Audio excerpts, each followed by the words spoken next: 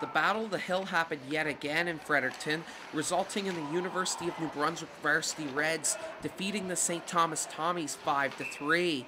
The Reds continued their streak to 28 straight games, defeating the Tommies in every Battle of the Hill since 2006. Dave Kilfoyle, a fan of the varsity Reds hockey team, has been going to the Battle of the Hill since the late 80s.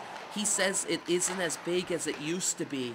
Well, back in the day, it was the biggest deal in town. You come down here in the LBR, you wouldn't be able to move. People would be standing. You'd be wondering where the fire marshal was. So when I was a student, it meant a lot. In the late 90s, it meant a lot. I mean, it's just in the last few years that, I don't think it's meant a lot for the fans. The Battle of the Hill has been going on between UNB and St. Thomas hockey teams since the 1970s.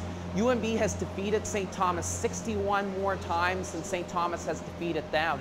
The record between the two teams in 146 regular season games in the AUS is 101-40-5.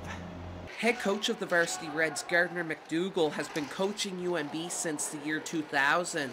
He says it's always exciting to play against St. Thomas. They're neat moments. Where else, in the CIS do you have two campuses, 500 meters apart that play in rinks, on the same campus literally, and really it's pure pride in the line. No member of the current roster for the varsity Reds has ever lost to St. Thomas, and the last time Stu beat UNB in a regular season game was October 20th of 2006 at the York Arena. The Battle of the Hill always draws a big crowd.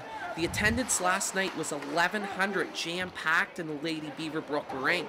Next week on December 2nd, UNB takes on St. Thomas yet again, but on the varsity Reds' home turf. Justin Marshall, Stu Journalism, Fredericton.